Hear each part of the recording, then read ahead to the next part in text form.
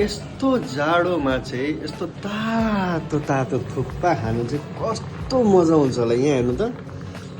यो आटाको थुक्पा हो क्या आटाको हाम्रो पुष्पा दिदीले बनाउनु भएको खै पुष्पा दिदी यहाँ हेरिदिनु न जाडो छ आज थुक्पा खानु चाहिँ यस्तो मजा आउँछ नि म अहिले खाएर देखाउँछु ल त्यही माथि यो चिकन फ्राई चिकन